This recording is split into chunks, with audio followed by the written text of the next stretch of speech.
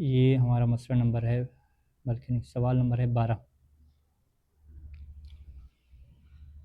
مؤمن اشترى عمارة بمليون ریال مخمصۃ۔ ایک مومن نے جو ہے وہ ایک بلڈنگ خریدی جس کی قیمت جو تھی وہ 1 ملین ریال تھی، اور وہ 1 ملین ریال کیا تھے؟ مخمص سے۔ بلڈنگ خریدنے کا مقصد کیا ہے کہ للاستثمار والاستفادۃ من ایجاراتها، یعنی بلڈنگ خرید کر بیچنی نہیں ہے، بلکہ اس کے جو ایجار ہیں اس سے کیا کرنا ہے؟ استفادہ کرنا ہے۔ استثمار یعنی اس سے پیسہ کمانا ہے۔ وبعد 5 سنوات بدا لہ، 5 سال کے بعد بدا لہ، اس کے لیے بدا ہو گیا، بدا یعنی اس کے لیے تبدیل ہو گئی۔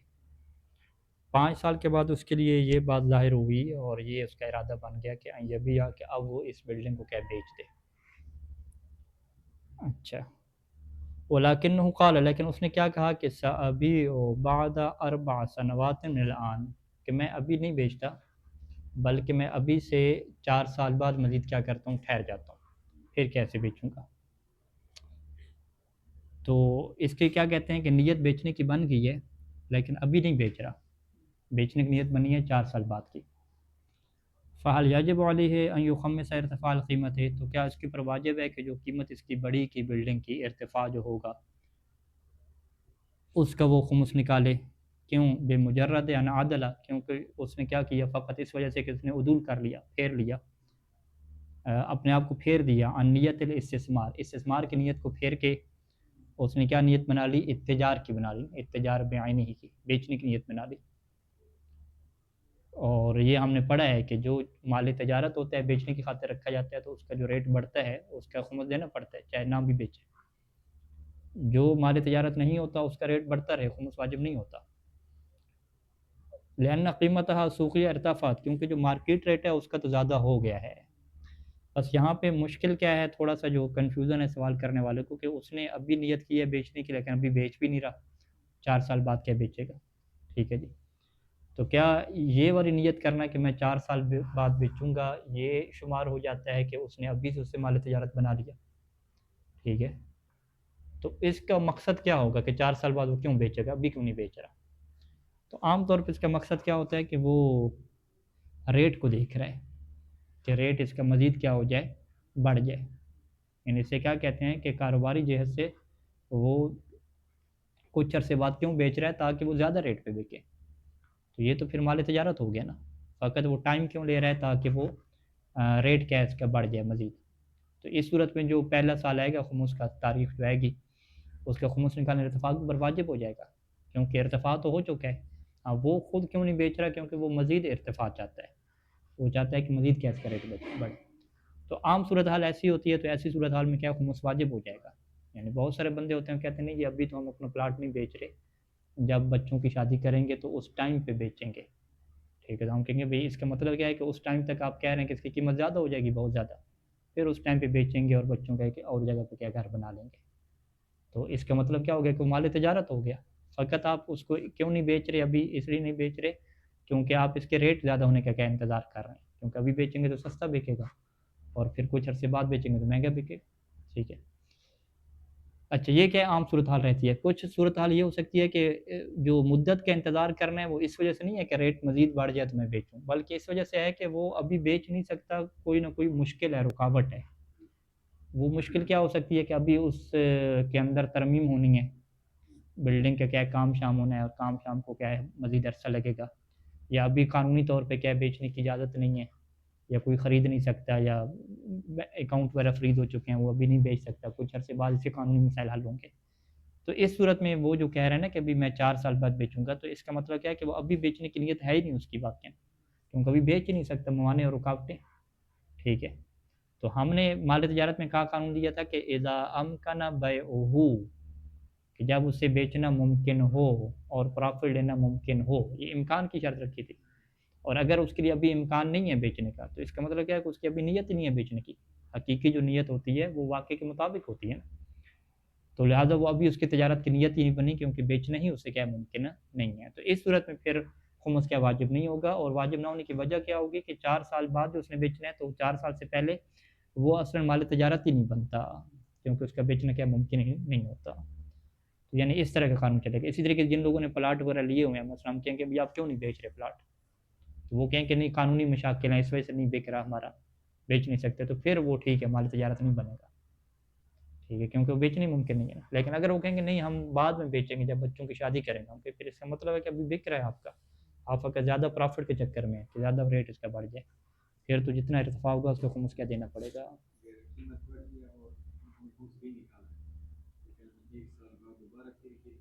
ہاں وہی ہے نا، جو اصل اگر اصلا خمس نکالی نہیں ہے کیونکہ مخمس ہے نا، ٹھیک ہے، مخمس کا ریٹ جو بڑھ گیا ارتفاع کا نکال دیا، پھر اگلے سال پھر ارتفاع ہوگا، پھر نکالنا ہوگا، ارتفاع کا کیا نکالتے رہیں گے جب تک ہماری تجارت میں واپس ہے، پھر تو نہیں ہوتا نا خمس. ہاں وہی مخمس اس کا تھوڑا ہو جائے گا نا، اس سے کیا کہتے ہیں کہ آپ کا جو مخمس مال تھا وہ تھوڑا ہو جائے گا نا.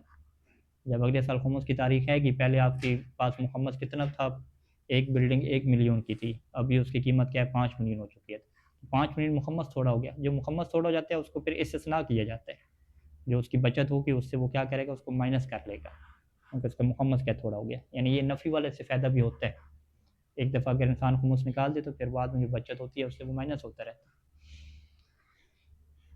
اچھا اس کے جواب کی طرف آ جائیں کہ سیدین کیا جواب دیں گے کہ یہ جو اس نے نیت ابھی بنا لی بیچنے کی، کیا یہ عدول کہلائے گا نیت سے یا عدول نہیں کہلائے گا.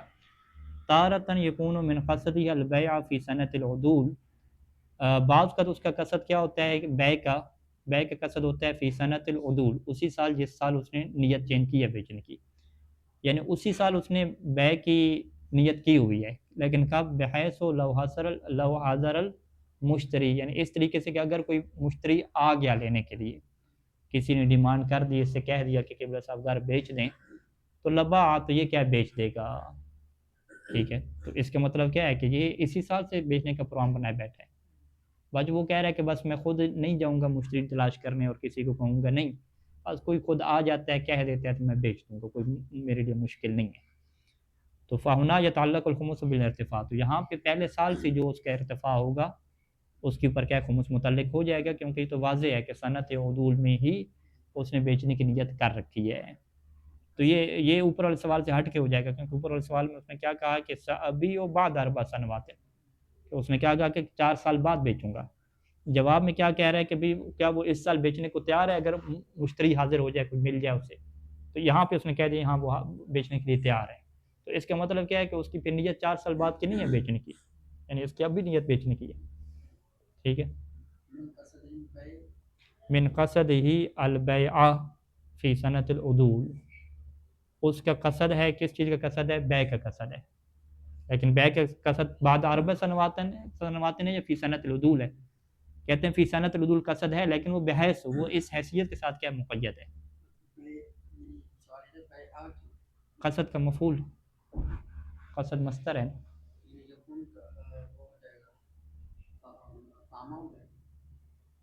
یکون من قصد ہی، یہ جو ہے نا من قصد ہی، من کو آپ زائدہ بنائیں گے اور یکونوں کے لیے قصد والبے کو کیا بنا دیں گے، اسم بنا دیں گے. تارتن یکونو من قصد ہی، ہاں ہاں البیع، من البیع قصد کا مفعول بن جائے گا، من قصد البیع یہ سارے کا سارا یکونوں کے لیے اسم ہو جائے گا، اور فی سنۃ العدول جو ہے نا یہ یکونوں کی کیا بن جائے گا، خبر بن جائے گا. یعنی یکون قصد البیع موجوداً فی سنۃ العدول، یوں پوری عبارت بن جائے گی نحوی اعتبار سے، ٹھیک ہے. تو یہ من کو کیا کہتے ہیں، وہ من زائدہ کہتے ہیں، ٹھیک ہے. یعنی یہ متعلق نہیں ہوتا، من قصد ہی کو جار مجرور یکون کو متعلق نہیں کہیں گے، من زائدہ بنا کے قصد والبیع کو کیا بنا دیں گے، یکون کا اسم بنا دیں گے. اچھا یہ تو نحو ہوگی، اب فقہ کی طرف آ جائیں، ٹھیک ہے. عبارت واضح ہے انشاءاللہ. وطارتاً یقصد البیع فی سنۃ اخری، اور کبھی کیا ہوتا ہے کہ وہ بیع کا ارادہ کیے ہوئے ہے لیکن فی سنۃ اخری دوسرے سالوں میں، یعنی وہی جو اوپر کہا ہے کہ 4 سال بعد جو ہے میں بیچوں. تو اب ہم کیا کہہ رہے ہیں کہ یہ جو اس نے 4 سال کی مدت رکھی ہے یا 3 سال کی جو بھی اس نے مدت بنائی ہوئی ہے، یا بچے کی شادی پہ فرض کریں لوگ کہہ دیتے ہیں، فہین دن انکان تعجیل، یہ جو اس کا مدت رکھنا ہے تعجیل، یہ ہے انکان تعجیل لانہ، یہ تعجیل اس لیے ہے لانہ کیونکہ وہ کیا کرتا ہے، لانہ یتحین فرصت ارتفاع القیمہ، وہ کیا ہے، یتحین وقت لینا چاہتا ہے، حین یعنی اس وقت کے انتظار میں ہے، کون سا وقت؟ یعنی اسے ٹائم مل جائے ارتفاع قیمت کا، یعنی زیادہ عرصے بعد لیٹ کرے گا تو زیادہ مہنگی بکے گی. یعنی لے یبیع، یعنی وہ فرصت کا وقت کا انتظار کر رہا ہے، ایسے فرصت کا انتظار کر رہا ہے کہ جس میں اس کا ارتفاعی قیمت ہو جائے، لے یبیع، تاکہ وہ اسے پھر بیچے. تو اس صورت میں کیا ہو جائے گا؟ وہ ابھی سے مال تجارت بن جائے گا. فَهُنَا يَتَعَلَّقُ الْخُمُسُ فِي ارتفاع القیمت، تو یہاں پہ خمس کیا ہے؟ ارتفاع قیمت کے متعلق ہو جائے گا. وَأَمَّا إِنْ كَانَ تَأْجِيلٌ، لیکن اگر اس سے پوچھیں کہ بھی ابھی کیوں نہیں بیچ رہے، 2 سال بعد 3 سال بعد کیوں کہہ رہے ہیں بیچنے کا، وہ کہتا ہے کہ لِوُجُودِ مَانِعٍ مِنَ الْبَيْعِ، کہ ابھی اس لیے میں مدت کی بات کر رہا ہوں کیونکہ ابھی بیچنے سے کیا ہے؟ مانع موجود ہے. ٹھیک ہے، وہ مانع کیوں ہے؟ لعدم وجود المشتری، کوئی خریدنے والا موجود نہیں ہے، اس سال 2 سال کوئی بھی موجود نہیں ہے. اس کا مطلب کیا ہے؟ کہ وہ بیچنا ممکن نہیں ہے. تو مال تجارت کے لیے شرط، دوسری شرط بھی کیا تھی؟ کہ امکن بیعہ، اس کو بیچنے میں ممکن ہو. تو جب یہ بیچنا ممکن نہیں ہے، کیوں ممکن؟ کہ کوئی مشتری بھی نہیں ملے گا، ایسے کوئی بھی کیا خریدنے کو اس سال کیا تیار نہیں ہے. تو لہٰذا وہ ابھی سے مال تجارت پھر نہیں بنے گا. دوسری شرط کیا موجود نہیں ہے اس کی. اول وجود المانع القانونی، یا مشتری موجود ہے لیکن قانونی طور پہ کیا ہے؟ اس کے پاس مانع ہے، یہ کیا اس کو نہیں بیچ سکتا. اس کے وہ کیا کہتے ہیں کہ وہ زمینیں وغیرہ فریز ہو جاتی ہیں نا، بعض کا حکومت کے کیس میں آ جاتی ہیں اور حکومت منع کر دیتی ہے، پابندی لگ جاتی ہے کہ آپ نہیں بیچ سکتے. ٹھیک ہے، حجر ہو گیا اس کے اوپر، قانونی محجور علیہ ہو گیا. اول توقف البیع، یا کہ ہے وہ بیع ابھی نہیں ہو سکتی، بیع موقوف ہے کہ علی اصلاحات، کہ وہ اس کے اندر کیا کرے؟ کچھ اصلاحات کروائے، ترمیم وغیرہ کروائے، اس کی کیا تعمیر نو کروائے. کہ تستوعب تلک المدت، اور یہ جو اصلاحات ہیں یہ اس مدت کو کیا گھیر لیں گی. ترمیم بھی ہوگی تو 6 مہینے سال لگ جائے گا اس کے اوپر کام ہوتے ہوتے، تب یہ چیز کیا بکے گی. ایسے کوئی نہیں خریدنے کو تیار. تو لم یجب الخمس فی ارتفاع القیمت ہے، تو اس صورت میں کیا ہے؟ ارتفاع قیمت کے اوپر خمس واجب نہیں ہوگا. کیوں؟ کیونکہ ہم کیا کہیں گے؟ کون سی شرط موجود نہیں ہے؟ وہ امکن بیع والی شرط کیا ہے؟ موجود نہیں ہے. اچھا، رجل اشترى ارضا بمليون ریال مخمسہ، ایک بندے نے جو ہے وہ زمین خریدی ہے جی 1,000,000 ریال کی، اور وہ بھی کیا مخمس ہے. تو مخمس چیز سے جو چیز انسان خریدتا ہے، یعنی مخمس پیسے سے انسان جو چیز خریدتا ہے وہ چیز بھی کیا ہو جاتی ہے؟ مخمس ہو جاتی ہے. اچھا، زمین تو کیا ہوگی؟ مخمس ہوگی. اب آیا زمین کو اس نے تجارت کے طور پہ رکھا یا تجارت کے طور پہ نہیں رکھا؟ تو سوال کرنے والا کیا وضاحت کرتا ہے کہ بغرض ان یبنیہا، کہ اس کا مقصد زمین کو بیچنا نہیں ہے، بلکہ مقصد کیا ہے؟ کہ ان یبنیہا، کہ وہ زمین کے اوپر کیا ہے؟ بلڈنگ بنائے گا. ثم یبیعها، بلڈنگ بنانے کے بعد کیا ہے؟ بیچے گا. ثم یبیعها بعد بنائها، تو اس کا مطلب کیا ہو گیا؟ کہ زمین کو بیچنے کی نیت اس کی نہیں ہے. ٹھیک ہے، یہ بات واضح ہو. ولیکن لم یبنی، اب ہوا کیا کہ اس نے بلڈنگ بنائی نہیں، اس کے اوپر گھر بنائی نہیں. وفی السنۃ الثانیہ، اب دوسرا سال جب ہوا تو صارت قیمت الارض 1,000,000، 1,000,000 کی خریدی تھی زمین، تو دوسرے سال کتنے کی ہوگی؟ 2,000,000 کی ہوگی. وفی السنۃ الثالثہ باع الارض بثلاثۃ ملاین، اور تیسرے سال بھی اس نے بلڈنگ نہیں بنائی بلکہ خود زمین ہی کیا بیچ دی، کتنے کی؟ 3,000,000 کی. فہل یجب الخمس فی الارتفاع، تو کیا اس ارتفاع کے اوپر خمس واجب ہوگا یا نہیں ہوگا؟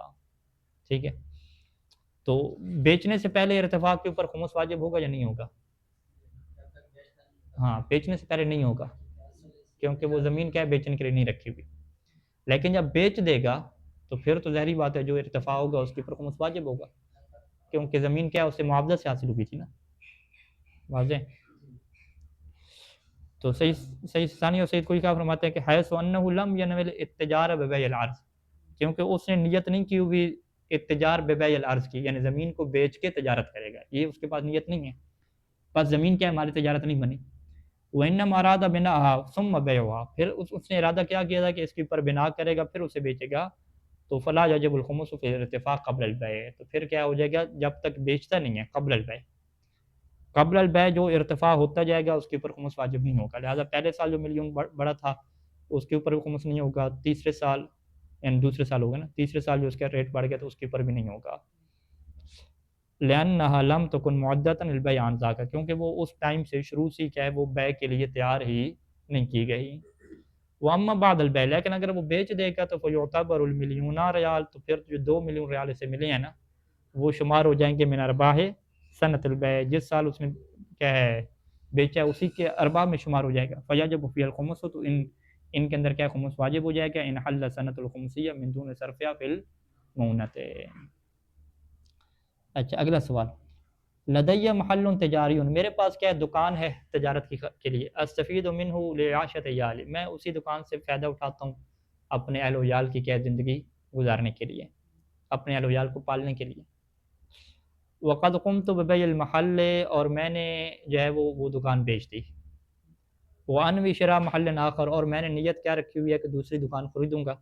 لأنه المصدر الوحید لدخلی، دخل کسے کہتے ہیں؟ آمدن، کیونکہ میرے لیے یہی دکان ہی کیا ہے؟ واحد مصدر ہے، میری آمدن کا واحد مصدر کیا ہے؟ واحد ذریعہ یہ دکان ہی۔ فہل یجب علی اخراج الخمس من الثمن، تو کیا میرے اوپر واجب ہے کہ اس پیسے کا خمس نکالوں؟ یعنی ایک بندے نے پیسے رکھے ہیں، لوگ کہتے ہیں بھی اس پیسے تو میں نے دکان خریدنی ہے، اور دکان نہیں خریدوں گا تو پھر میں کیا کروں گا، یعنی میں زندگی نہیں گزار سکتا، ٹھیک ہے۔ اور ادھر سے کیا ہوا جی، خمس کی تاریخ بھی آ گئی، ابھی تک دکان کا سودا نہیں ہوا، اس کا نہیں خریدی تھی، تو پھر ان پیسوں کے اوپر خمس واجب ہوگا یا نہیں ہوگا؟ وَإِذَا وَجَبَ الْخُمُسُ، اور اگر خمس واجب ہو تو فَإِنَّ الْمَبْلَغُ سَيَكُونُ كَبِيرًا، تو خمس کی جو مبلغ بنتی ہے وہ تو بہت زیادہ بنتی ہے، یعنی 1 کروڑ رکھا ہوا ہے تو 20 لاکھ تو خمس کے بن جائیں گے۔ یعنی اگر 20 لاکھ وہ خمس دے دے 1 کروڑ میں سے، تو وہ کیا کہتے ہیں کہ بحیث لن یکون بامکان شراء محل ثانی، تو پھر میرے لیے ممکن نہیں رہے گا کہ میں دوسری دکان خریدوں، 1 کروڑ کی دکان آتی ہے تو 20 لاکھ دے دیا تو کیسے دکان خریدوں؟ تو سائل نے یہ نہیں بتایا کہ وہ دکان مخمس تھی یا مخمس نہیں تھی، ایسی ہے۔ تو سیدین کیا جواب دیتے ہیں کہ المحل تجاری اذا کان اصلہ مخمسا، وہ جو آپ کا تجاری محل ہے اگر وہ اصل کیا تھا؟ مخمس تھا، ہاں وہ مخمس تھا، تو پھر تو فائدہ کیا حاصل ہوگا کہ لم یجب الخمس فی ثمنہ، پھر جو اس کا ریٹ آپ نے حاصل کیا ہے نا بیچ کے، اس کا خمس واجب نہیں ہوتا، الا فی المقدار زائد، مگر یہ کہ جو آپ کو زیادہ بکی نا، زیادہ ریٹ پہ، مقدار زائد کے اوپر کیا خمس واجب ہوتا ہے؟ اعلیٰ ثمن شراء، مقدار زائد کس کے اوپر؟ ثمن شراء کے اوپر، کہ اذا باعوا باکثر من ثمن شراء، کہ یہ جس ریٹ پہ اس نے خریدی تھی دکان اس سے زیادہ بیچا، ولم یصرف زیادہ فی مونتی خلال سنہ، اور سال کے دوران اس نے جو زیادہ لیا ہے وہ مونا بھی استعمال نہیں ہوا، تو اس زیادہ کے اوپر فقط خمس ہوگا، پورے پیسے کے اوپر نہیں ہوگا۔ واما ان لم یکن اصل المحل مخمسا، اور اگر خود دکان ہی کیا ہے مخمس نہیں تھی، پھر تو کیا ہے؟ واجب تخمیس و ثمن فوراً، پھر تو کئی سال گزر چکے نا دکان کے اوپر، پھر تو جو پیسہ اس کے ہاتھ میں آیا اس کا فوراً کیا نکالنا ہے؟ خمس نکالنا ہے، کیونکہ اس کے اوپر سال کیا ہے؟ گزر چکے ہیں۔ اب وہ کہتا ہے کہ خمس نکالوں تو پھنستا ہوں، اس کا کیا حل ہے کہ فَإِن كُنْتَ بِحَاجَةٍ ضَرُورِيَّةٍ إِلَى الْمَبْلَغِ، اگر آپ کو بہت ضروری حاجت ہے مبلغ کی، تو جازت لکا المداورہ، تو آپ کے لیے جائز ہے کہ آپ کیا کریں؟ مداورہ کریں حاکم شہر کے وکیل کے ساتھ۔ مداورت اور مصالحت کی بحث ہے گی۔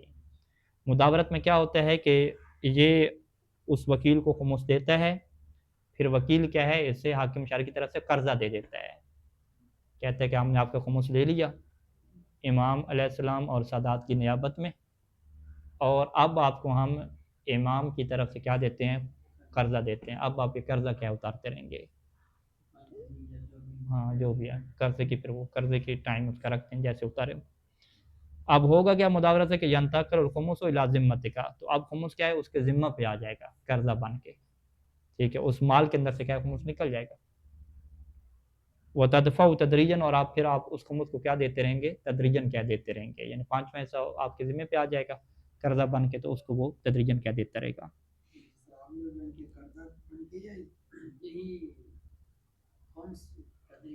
قرضہ اسے کہتے ہیں کہ جو ٹائم پہ نہ دیا جائے تو انسان کے ذمے پہ آ جاتے ہیں، جو چیز بھی انسان کے ذمے پہ ہو اسے دین کہتے ہیں۔ دین کا اردو میں ترجمہ کیا ہوتا ہے؟ قرضہ ہوتا ہے۔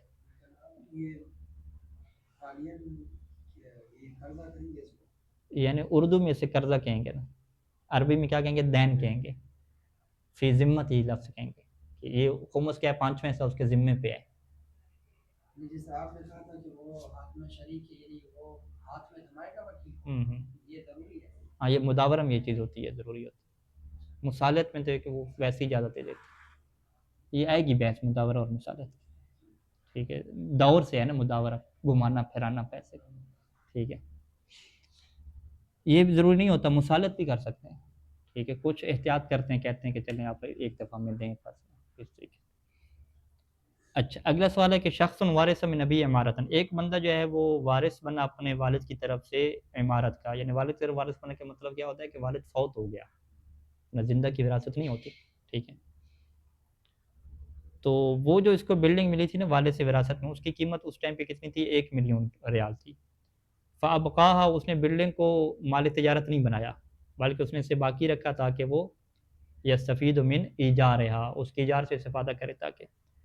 ثم باعہا بملیون ریال، پھر اس نے وہ بلڈنگ بیچ دی 2 ملین ریال کی۔ فہل یجب الخمس فی الملیون زائدہ، جو ملین زیادہ ہوا اس کے اوپر خمس واجب ہے؟ تو کہتے ہیں خمس واجب نہیں ہے۔ اس کی وجہ کیا ہے؟ کیونکہ وہ معاوضہ میں سے نہیں ہے نا، کیونکہ جو بلڈنگ اسے ملی ہے نا وہ معاوضہ کی وجہ سے نہیں ملی، اس کا کچھ خرچ نہیں ہوا۔ جب کچھ خرچ نہیں ہوا تو زیادہ پہ بک رہی ہے، تو اسے یہ نہیں کہا جاتا کہ اس نے کیا پروفٹ کما لیا۔ وہی میراث تھی اس کی، میراث کتنی کی وہ بنی؟ 2 ملین کی میراث بنی وہ، ٹھیک ہے۔ شخص وارث من ابیہ ملین ریال، ایک بندہ جو ہے نا اپنے والد سے وارث بنا 1 ملین ریال کا، یعنی یہاں پہ بلڈنگ کا وارث نہیں بنا، پیسے کا کیا وارث بنا؟ بینک میں کیا پیسہ اس کے والد کا موجود تھا، فوت ہو گئے تو 1 ملین ریال کیا ہے؟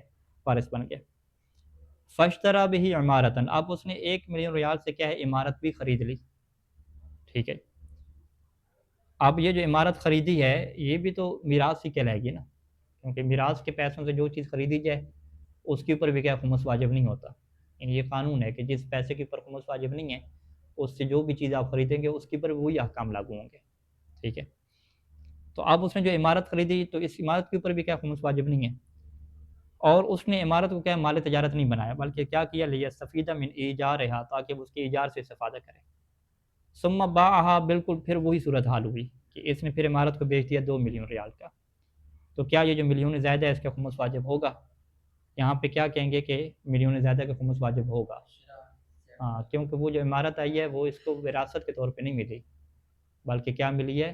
معاوضہ کے طور پہ ملی ہے۔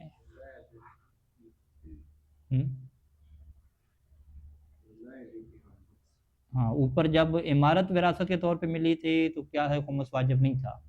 نیچے کیا ہے؟ عمارت اس نے خریدی خود جا کے وراثت والے پیسوں سے، تو پھر کیا خمس واجب ہوگا؟ نام یاجب الخمس فی الفارق، یہاں پہ خمس واجب ہے کس کا؟ وہ فارق کا، قیمت شراء اور قیمت بیع کا، اور وہ ہماری مثال میں کیا 1 ملین ریال ہے۔ وہ جو 1 ملین قیمت شراء ہے اس کے اوپر تو نہیں ہے، کیونکہ وہ تو مال میراث ہے نا، ٹھیک ہے۔ 1 ملین کے برابر جو بلڈنگ ہے، یعنی 1 ملین کی جو بلڈنگ خریدی تھی تو 1 ملین کے اوپر خمس کیوں نہیں ہے؟ کیونکہ وہ مال میراث ہے۔ اور 1 ملین سے جو زیادہ ملا ہے اس کے اوپر کیوں خمس واجب ہے؟ کیونکہ وہ اس مال کے بدلے میں ملا ہے کہ جو مال اس سے معاوضتاً کیا حاصل ہوا تھا، ٹھیک ہے۔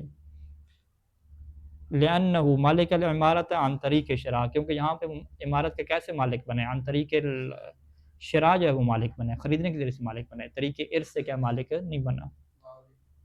فَإِذَا حَالَ عَلَيْهِ الْحَوْلُ، پس جب اس کے اوپر پورا سال گزرے گا، وَلَمْ يَصْرِفْهَا، اور وہ اس ملین کو کیا ہے؟ مونہ میں خرچ نہیں کرے گا، تو واجب اخراج الخمس، تو خمس نکالنا کیا ہو جائے گا؟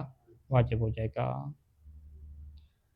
اچھا، اگلا سوال، لو حصل فارق فی حصص الارث، اگر جو ہے وہ جو ارث کے حصے ہیں اس میں کیا فرق آ جائے، کما لو ترک المیت منزلین، میت نے کیا 2 گھر چھوڑے، ایک کی جو قیمت ہے وہ اکثر ہے من الآخر، دوسرے سے کتنی زیادہ ہے جی؟ بمئت الف ریال، یعنی ایک گھر کی قیمت فرض کریں 1 لاکھ ہے تو دوسری کی کیا 2 لاکھ ہے، ٹھیک ہے۔ اب اس کا وہ طریقہ کار کیا ہوتا ہے کہ جو بندہ ایک گھر لیتا ہے 2 لاکھ والا ایک بیٹا، تو وہ دوسرے کو کیا کہتے ہیں؟ وہ جو اضافی حصہ لے رہا ہے اس کے بدلے میں کیا دیتا ہے؟ پیسہ دیتا ہے۔ یہ میراث میں ہم نے پڑھا تھا نا، قسمت میں تقسیم کا یہ قانون ہوتا ہے کہ اس نے جو ہے وہ گھر لے لیا 1 لاکھ والا اور اس نے گھر لیا 2 لاکھ والا، تو یہ کیا کرے گا؟ 2 لاکھ میں جو ایک حصہ ہے نا، چوتھا حصہ، وہ میراث کا نہیں ہے اس کا، وہ دوسرے بھائی کی میراث کا ہے۔ تو یہ دوسرے بھائی سے وہ حصہ کیا کرے گا؟ خریدے گا، یعنی اس کو کیا دے گا؟ 50 الف دے دے گا۔ 2 لاکھ کا گھر ہے نا، تو یہ 50 الف اٹھا کے کیا اس کو دے دے گا۔ یعنی اب ہم کیا کہیں گے کہ اس کو جو پورا گھر ملا ہے 3 حصے گھر کے کیا ہیں؟ وراثت والے ہیں، اور چوتھا حصہ کون سا ہے؟ معاوضہ والا ہے، کیونکہ چوتھے حصے کو اس نے کیا دیا؟ عوض دیا نا بھائی کو۔ اب اسی گھر کو جب زیادہ پہ بیچے گا تو ہم کیا کہیں گے کہ جو قیمت چوتھے حصے کے بدلے میں آئی ہے اس کا خمس دینا پڑے گا، جو ارتفاع ہوا ہے چوتھے حصے کے بدلے میں، کیونکہ وہ کیا ہے؟ معاوضہ کے بدلے میں ہے۔ اور جو 3 حصوں کے بدلے میں قیمت ہے اس کا خمس نہیں ہوگا، کیونکہ وہ کیا ہے؟ وراثت والی ہے، ٹھیک ہے۔ تو یوں دقت ہو جائے گی اس میں۔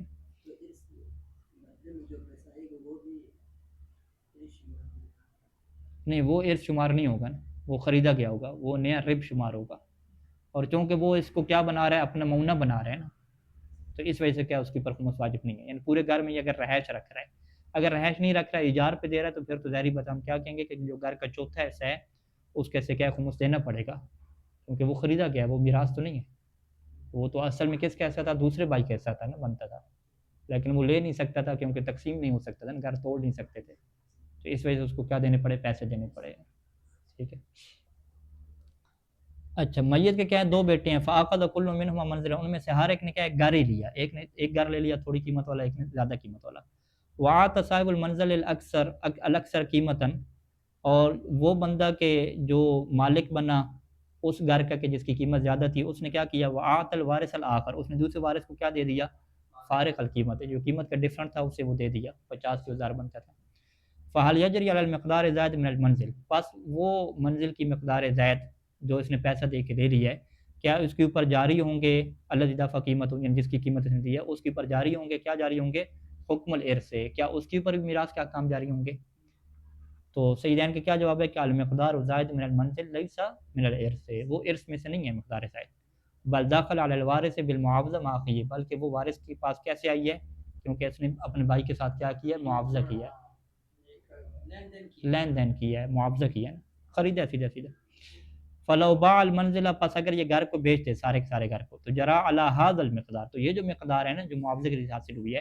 اس کے اوپر جاری ہو جائے گا حکم مالک بالمعاوضہ، اس کے اوپر وہ حکم جاری ہوگا کہ جو انسان مالک بنتا ہے کس کے ذریعے سے، معاوضہ کے سبب سے، یعنی اس کا کیا نکالنا پڑے گا، خمس نکالنا پڑے گا، وصلی اللہ علی محمد وآلہ اجمعین۔